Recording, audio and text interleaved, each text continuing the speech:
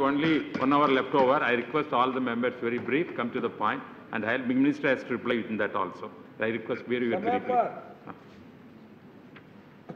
सभापति जी, मैं आपका धन्यवाद करता हूं कि एक महत्वपूर्ण विषय पर, जिस पर गुरदास जी ने और हम लोगों ने तय किया था कि इस पर चर्चा होनी चाहिए। सवाल ये नहीं है कि मैं कोई डाटा को रिपीट करूं, क्योंकि समय की सीमा है और मैं सिर्फ आलोचना के लिए खड़ा नहीं हुआ हूं। नए मंत्री जी हैं, कृषि का पूरा ज्ञान उनको रहा है, हमारे साथ वो कैबिनेट कलीग रहे हैं, उनके साथ हमने काम किया है और मुझे खुशी है कि वो उनको एयर इंडिया को सुधारने की जिम्मेदारी दी गई। एयर इंडिया की हालत पर इसलिए भी मेंबर के नाते और एक भारत के नागरिक के नाते तो चिंता होती, लेकिन मैं खुद उस विभाग का मंत्री रहा हूं, इसलिए मेरी चिंता और ज़्यादा है, मेरा दर्द और ज़्यादा है। मेरे समझ में नहीं आता कि 4-5 पॉइंट है, मैं बहुत डाटा पे नहीं जाऊंगा, लेकिन मोटी मोटी बात समय सीमा के अंदर कहने की कोशिश करूंगा। ये मर्जर का प्लान है जिस पर दादा बोल चुके हैं। ये 2 मुनाफे की कंपनी को मर्जर करके उसको घाटे की कंपनी बनाने का ये आइडिया किसका? जब हम लोग भी मंत्री थे, इस तरह के बहुत से प्रस्ताव आते थे और ये सही नहीं हो सकता था, इसलिए अलग अलग कंपनी थी। इंडियन एयरलाइंस, जिससे भूतपूर्व प्रधानमंत्री राजीव गांधी जी का नाम जुड़ा था, इस सरकार ने राजीव गांधी से जुड़े हुए नाम की कंपनी समाप्त कर दी। राजीव गांधी जी एयर इंडिया के पायलट तो नहीं थे, राजीव गांधी जी इंडियन एयरलाइंस के पायलट थे। लेकिन मुझे लगता है कि आपने इस बात का भी ध्यान नहीं रखा। अगर गवर्नमेंट हमारी होती तो आप तरह तरह के इल्ज़ाम तराशी हम पर करते। इंडियन एयरलाइंस और एयर इंडिया के प्रॉफिट के बारे में मैं जो लेफ्ट की तरफ से कहा गया है वो राइट बात कही गई है, इसलिए तो हमारे वक्त का प्रॉफिट उन्होंने आपको बताया है। लेफ्ट से राइट सही। कई बार ऐसा हो कि जो लेफ्ट की बात होती है वो भी राइट हो सकती है, भले वो राइट के ज़माने की बात हो, इसलिए ज़रूरी नहीं है कि उस पर वो लेफ्ट जाए।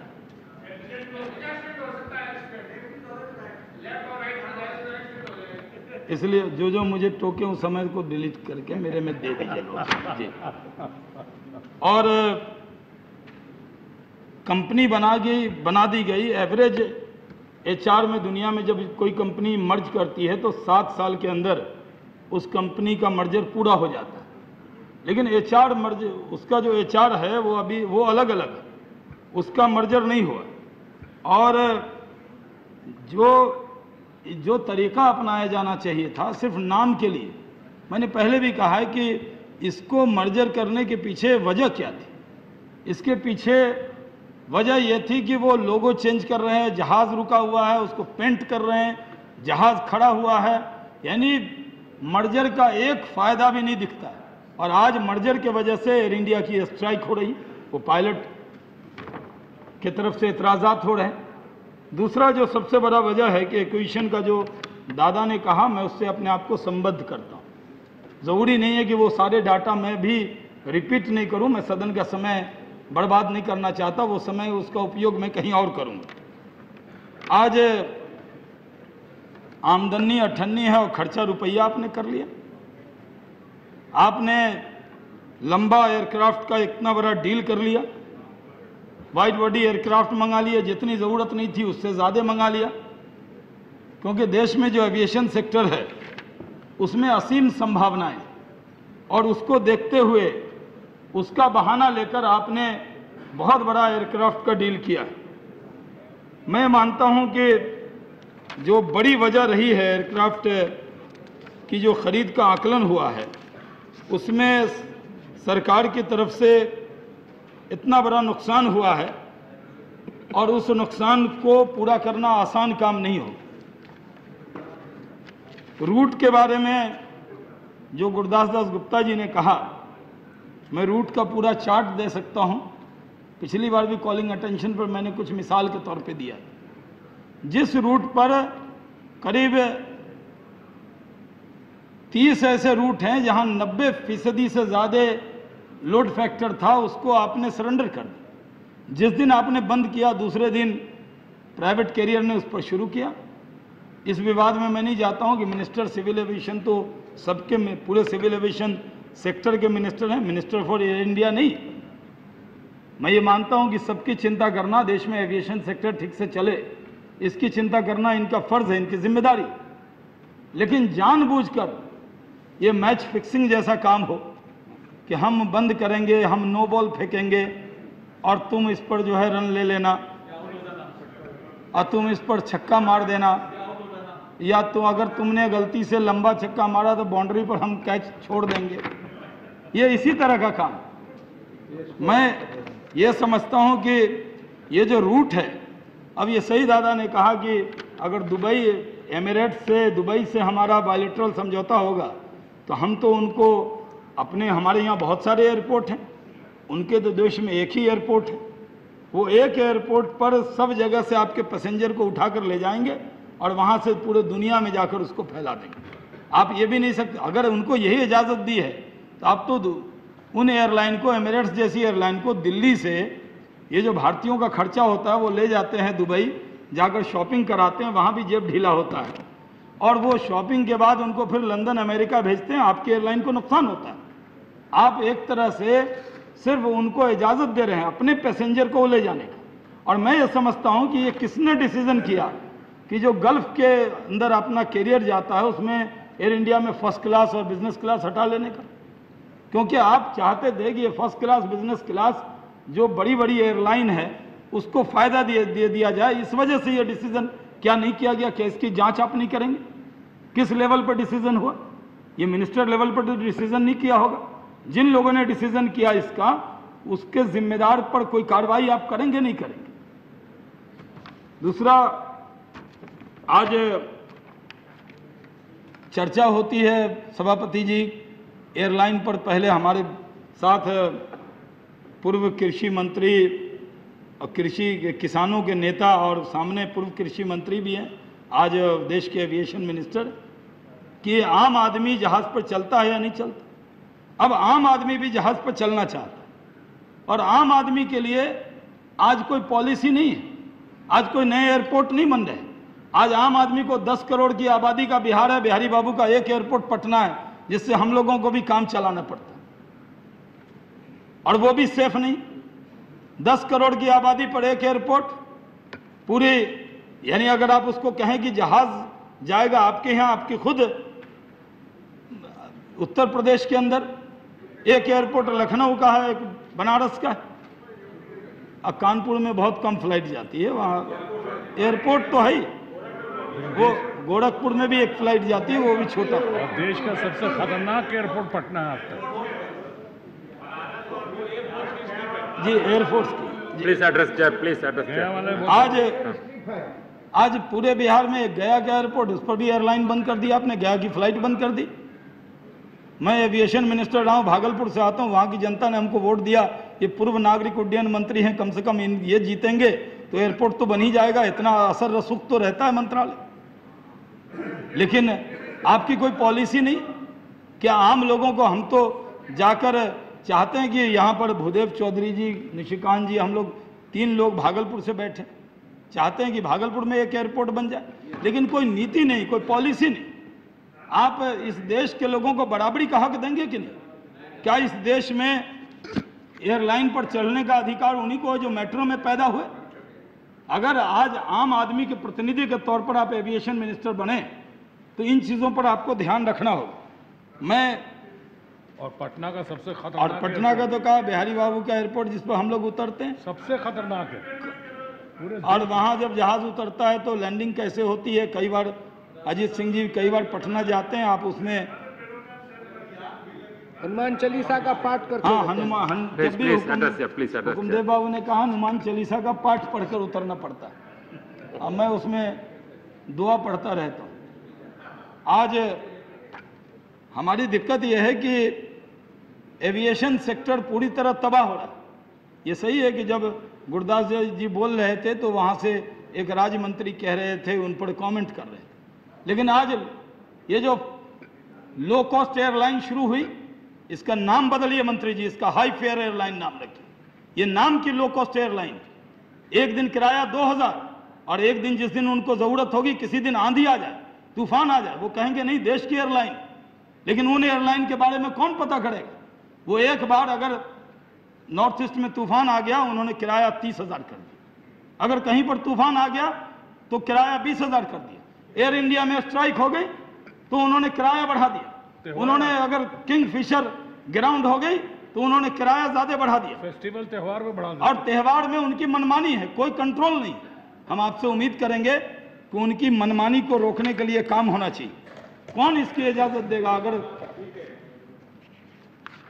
मैं एयरलाइन के बारे में कोई टिप्पणी नहीं करना चाहता, मुझे मेरा आपसे अनुरोध है कि यह भी पता करना चाहिए कि इन एयरलाइन में कौन से लोग, किन की एयरलाइन है, उसके पीछे क्या कारण है। आप अगर लॉस में हैं तो क्यों हैं, अब वो प्रॉफिट में हैं तो क्यों हैं? कहीं एक बार कुछ न कुछ तो राज है, या तो वो कौन सा तरीका अपना रहे हैं जो तरीका आप नहीं अपना रहे। मेरी आपसे गुजारिश है ऑफिशियल्स ने कि वीआरएस लिया है, क्यों लिया है वीआरएस? और ये भी होना चाहिए कि जब आज एविएशन सेक्टर की हालत, ये इस पर जो हम लोगों ने 193 दिया है, इसमें सिर्फ एयर इंडिया की हालत नहीं, पूरे एविएशन सेक्टर की हालत की भी चर्चा है। जो बातें दादा ने कही है उनसे मैं उन बातों को रिपीट नहीं कर रहा, लेकिन मैं आपसे बहुत विनम्र अनुरोध करना चाहता हूं कि आज आपने दिल्ली का एयरपोर्ट दे दिया जीएमआर को। 5,000 एकड़ जमीन है, 40% शेयर मिलेगा एयरपोर्ट अथॉरिटी को। उन्होंने अलग अलग कंपनी बना ली, इसके अंदर करीब 500 एकड़ जमीन, जो 2 लाख रुपए 5 लाख रुपए गज की जमीन है, वो होटलों को दे रहे हैं। क्या उसका प्रॉफिट एयरपोर्ट अथॉरिटी को आने वाला है? जिन कंपनी को, क्या आपको मंत्री जी ये मालूम है कि कितनी बार उन्होंने गाइडलाइन को चेंज किया? कितने ऑफिसर हैं जो सिविल एविएशन मिनिस्ट्री में काम करते थे और बाद में जाकर इन कंपनियों को ज्वाइन किया है? क्या उनके बीच में कोई मैच फिक्सिंग थी? क्या उनके बीच में ये कौन तय करेगा कि आखिर खेल है? वो लोग, जो लोग यहाँ काम करते थे, जो एग्रीमेंट बनाने वाले थे, और एग्रीमेंट ऐसा क्यों बनाया उन्होंने? क्या उन्होंने पहले ही मैच फिक्सिंग करके ये लूपहोल रख लिया था कि हम ऐसा एग्रीमेंट बनाएंगे कि हम जब तुम्हारे यहाँ आएंगे तो तुमको इतना फायदा हो जाएगा? ये बातें अभी तो मैंने स्टार्ट किया था, लेकिन बाकी 6 o'clock you have to complete. Yeah, 6 o'clock मैं you have to 2-3 complete. Minute में, मैच फिक्सिंग तुम्हारी भी अभी जज तो है, हमारी भी जज है। मेरा तो सभापति जी, मैंने तो इंजन स्टार्ट ही किया था अभी, उसमें घंटी आ गई है, तो मैं अभी रनवे पर है, अभी तो मैंने टेक ऑफ ही नहीं किया। आज मेरा आपसे अनुरोध है कि हम यहाँ सिर्फ आलोचना करने के लिए खड़े नहीं हुए, हम सिर्फ निंदा करने के लिए खड़े नहीं हुए। भले अजीत सिंह जी मिनिस्टर हैं, हमारे बराबर साथी रहते हैं, आगे भी संभावना है इनके बारे में, हम लोगों के मन में बहुत दर्द इनके लिए रहता है। इसलिए अजीत सिंह जी के हमारे पुराने साथी, वो कलीग हैं, और अपने कोई और मंत्री होते तो हम तो इनकी ईमानदारी पर, निष्ठा पर पूरा विश्वास करते हैं, और इसलिए हम आपसे उम्मीद भी करते हैं। और इसलिए आप मंत्री हैं, इसलिए हमने बहुत तीखे हमले भी नहीं किए हैं, क्योंकि हम बिना काम किए अभी तुरंत आपने ज्वाइन किया है।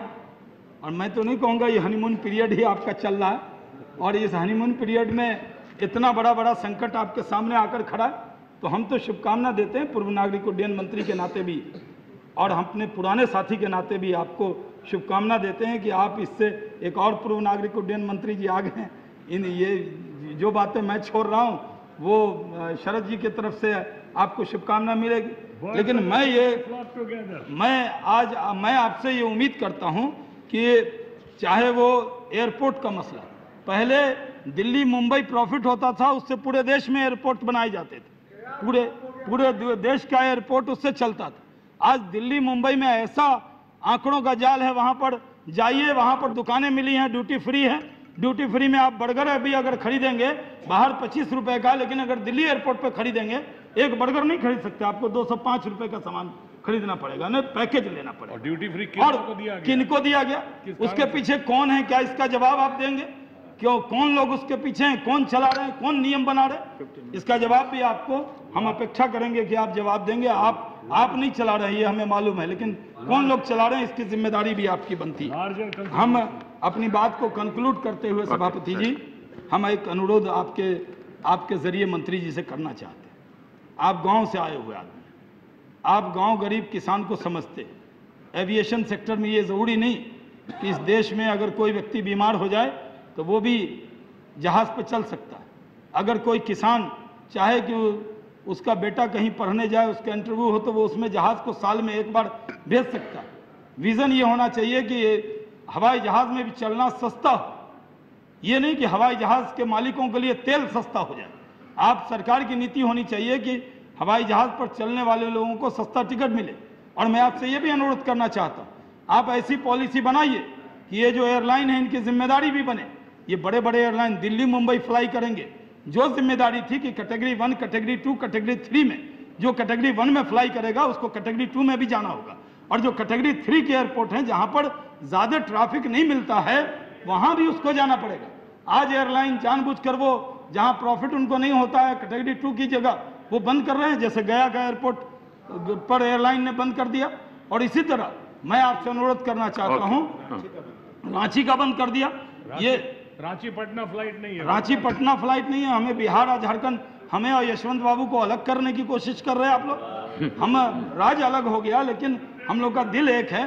तो मैं आप एक फाइनल कंक्लूजन आपको अपनी बात का रखते हुए मैं आपसे गुजारिश करना चाहता हूं कि ऐसी पॉलिसी बनाइए कि आपके यहाँ भी पश्चिमी उत्तर प्रदेश में जहाज उड़े और हमारे यहाँ भागलपुर में भी जहाज उड़े, इसकी भी व्यवस्था कीजिए।